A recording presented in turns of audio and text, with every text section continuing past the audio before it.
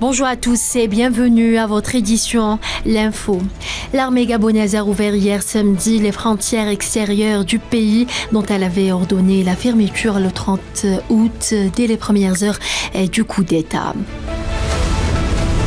Le tribunal de Niamey a ordonné l'expulsion du Niger de l'ambassadeur français Sylvain Ité, dont l'accréditation lui a été retirée.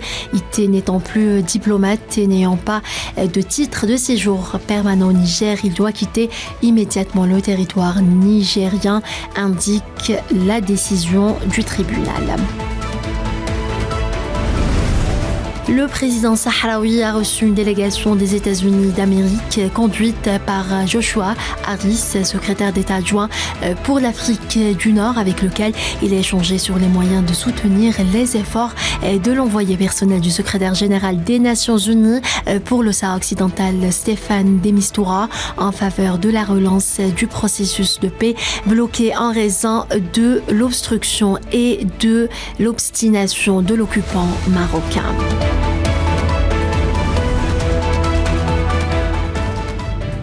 4 supplétifs civils de l'armée et un policier burkinabé ont été tués lors d'une attaque dans le centre-nord du Burkina Faso, a annoncé l'état-major samedi, affirmant par ailleurs que plus de 65 terroristes sont morts lors de plusieurs opérations en août dans l'ouest du pays.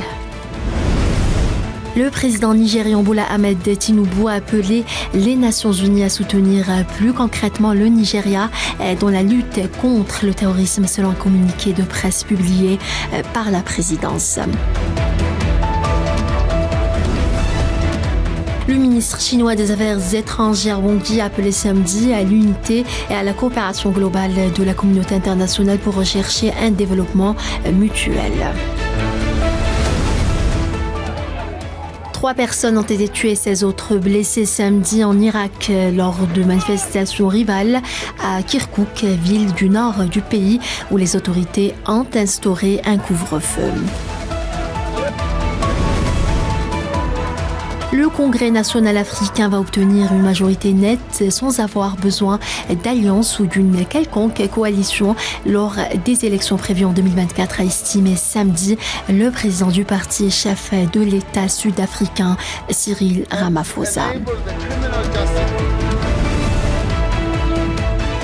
Des dizaines de colons sionistes ont effectué des incursions ce dimanche dans la mosquée d'Al-Aqsa, Al-Quds occupée sous la protection de la police de l'occupation sioniste, rapporte l'agence palestinienne de presse Wafa. Près de 3000 personnes ont été évacuées de zones à haut risque ce dimanche dans l'est de Taïwan avant l'arrivée du typhon Ekui, attendu en soirée selon les autorités.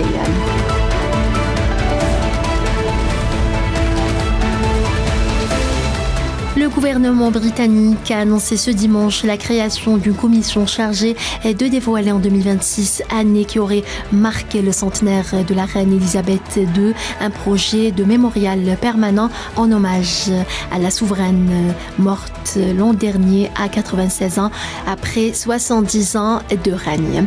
Voilà, c'est la fin de ce flash. Merci de l'avoir suivi.